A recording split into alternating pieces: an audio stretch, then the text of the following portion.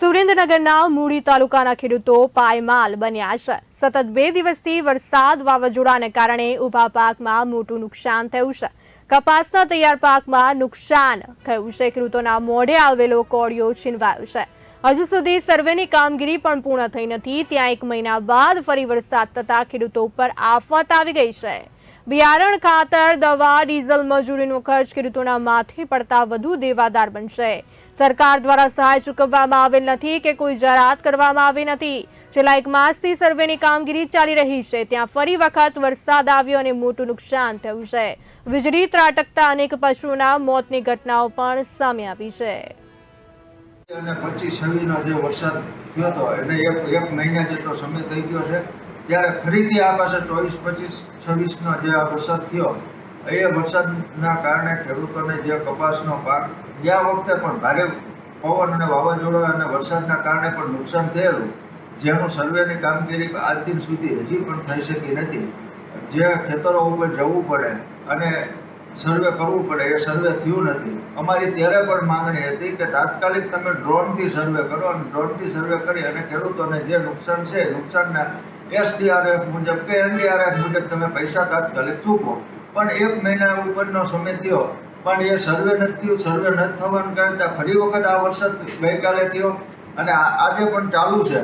ત્યારે ખેડૂતોને જે મુખ્ય પાકો છે એમાં મુખ્ય પાક સુરેન્દ્રનગર જિલ્લામાં કપાસ છે। એ કપાસને મોટામાં મોટું નુકસાન છે। જે છેલ્લે વીઘે 5 મણ કપા ઉતરે એવું હતું એને એ પણ હવે ઉતરે એવું નથી રહ્યું અને જે કપાસનો પાક જો એને રૂ જે હતું એના ઉપર વરસાદ પડવાથી એ ખરાબ થઈ ગયો છે અને ખેડૂતોને વધારે મુશ્કેલીમાં ઉતરતા જાય છે। કારણ કે અત્યારે ખેડૂતોને ડીઝલ હોય કે મજૂરી કામના પૈસા હોય કે દવાના અને બિયારણ અને ખાતર આ તમામ ખર્ચો છે એ ખેડૂતને ઉપડે એવું નથી અને આ ખર્ચો ખેડૂતના માથે પડે એવું છે અને અત્યારે મોઢે આવેલો કોળિયો આ વરસાદના કારણે તે ખેડૂતોને છીનવાઈ ગયો છે।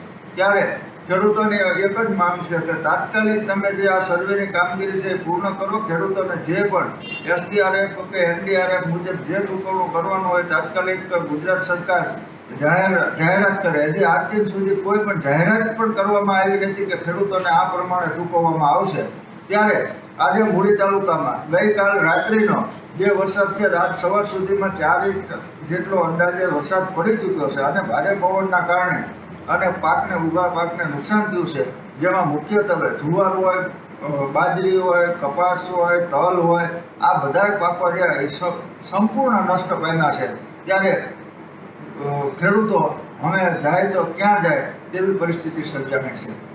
પાક છે ને વરસાદ આ મહિના પહેલા થયો તે બધું ઓલું બગડી ગયું બધું અને કપા અત્યારે કોક ઝીંગા થયા હતા એ વરસાદ ખૂબ અત્યારે થયો તે હવે ઉગવાની તૈયારી છે કપાની અને તલબળ તો બધા ભરી ગયા। કાલથી જે વરસાદ ચાલુ થયો છે ને કાલ થયો છે, આજ રાતે વરસાદ થયો, હજી પણ વરસાદ આજની તારીખમાં પણ ચાલુ છે અને ચાલુ વરસાદમાં અત્યારે જે ખેડૂતને કપા બચ્યા હતા ને વાંહે એમાં 5-7 ઝીંડવા હતા। 5-7 ઝીંડવા જે ફાટ્યા હતા ને એ ઝીંડવામાં પણ અત્યારે કપાસિયા દેખાવા મળ્યા 2 દી પછી એ પણ કપા ઉગાવવાનો છે અને આજ અમારે 1 મહિનો થયો વરસાદ બંધ થયો એ હજી આજ સુધીમાં એક પણ સર્વે કરવા હાડલા મલકા કોઈ પણ માણસ આવ્યા છે અને ખેતીવાડી અધિકારી એક પણ સર્વેમાં અને જે માણસને આવ પાયમાલ થઈ ગયેલા છે એવા પણ કેટલા ખેડૂત છે અમારા ગામમાં અને સાહેબ અત્યારે આવે આનું સાહેબને દેખાડી શકું કે તમે જો આ ખેતર કે આ સાચું બોલે છે ખેડૂત ખોટા છે અને તમે અત્યારે પણ જોઈ શકો છો હજી બીજું કે અત્યારે જે કપાની પોઝિશન છે ને એ કેવી પોઝિશન છે હું તમને અત્યારે દેખાડું છું હકાલિયા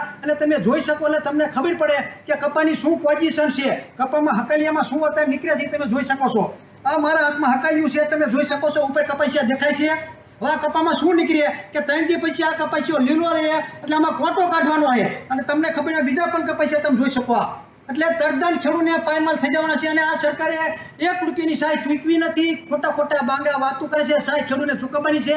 ઉદ્યોગપતિને કરોડો રૂપિયા માફ કરવાના હોય, ખેડૂતને સીસી લોન હોય 2 લાખ ને 3 લાખની જો એ માફ કરવાના સરકારમાં તેવડ ના હોય તો સરકારને રાજીનામું દઈ દેવું પડે બધા ધારાસભ્યને અને ખેડૂતની વાતે જે સરકાર ખેડૂતનું કામ કરે ને આના કરતાં કોંગ્રેસ હાથ ઘણી હારી હતી। ખેડૂત હમું તો જોતી હતી, આ સરકાર હમું નથી વાયદા દીધા। સર્વેમાં 1 રૂપિયો 5 વર્ષથી કોઈ ખેડૂતને આવ્યો નથી અને હજી પણ આપવાનો નથી। એટલે તદ્દન મારા તમામ ખેડૂતોને નમ્ર વિનંતી છે કે આ ભાજપ સરકાર ખેડૂત વિરોધી છે અને ઉદ્યોગપતિની સરકાર છે।